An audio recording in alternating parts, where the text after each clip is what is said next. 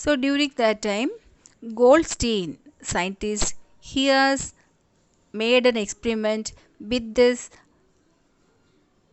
discharge tube by using perforated cathode. Perforated cathode means small holes.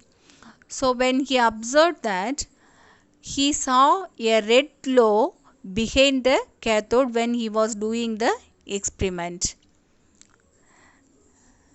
When Faraday has done the experiment, he observed that green glow near the anode. When Goldstein has done the experiment, he observed the red glow behind the cathode, and that is opposite to cathode rays, or it is named as a anode rays.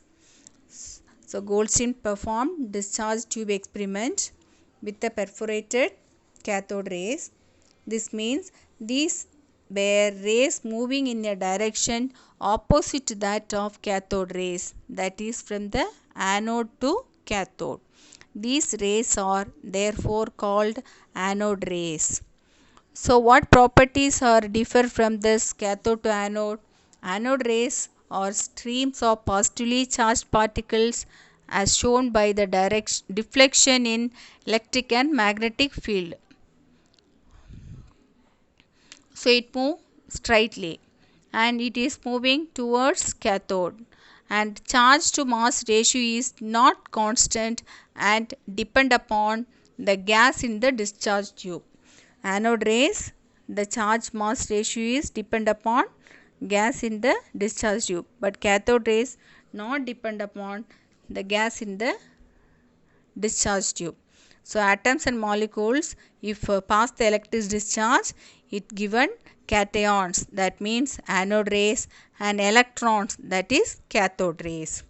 So since the atomic masses of gas differ, the E by m values of anode rays particles for different gases also differ.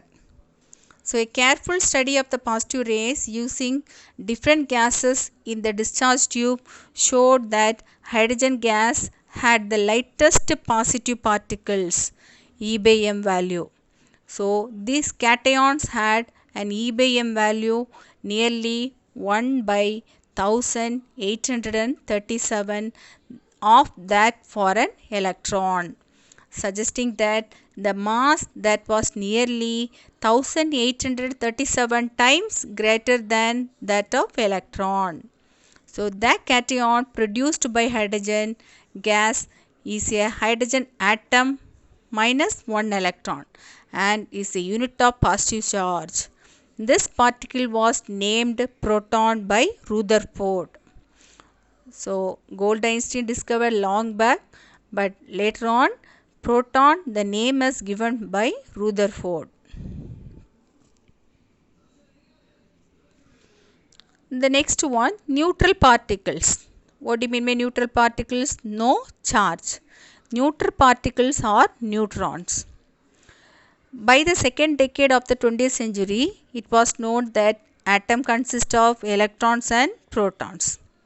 But scientists have wondered some other subatomic particles also would be there, because atom is electrically neutral and it contains an equal number of protons and equal number of electrons. Total mass of an atom must be equal to the sum of the mass. Since proton is much more massive than electron, so the contribution of electron towards the mass of an atom is neglected, so only proton is giving mass. An hydrogen atom contains one proton and a helium atom contains two protons. Consequently, the mass of helium atom should be twice than that of hydrogen, but the mass of helium atom is 4 times that of hydrogen atom. So this doubt only made the scientists to go for the further invention discovery of subatomic particle, that is neutron. So Rutherford and other scientists postulated the existence of third type of subatomic particle, the neutron. So they carry no charges but as appreciable mass. This was proved by James Chadwick in 1932, an electrically neutral particle he discovered, and it is slightly heavier than the proton. He found that rays of electrically neutral particles known as neutrons are emitted when thin foil of beryllium is bombarded with fast moving alpha particle. Same like Rutherford experiment. Rutherford experiment, alpha particle is passed and it was hitted the gold foil. In discovery of neutron, alpha particles are bombarded beryllium foil of beryllium.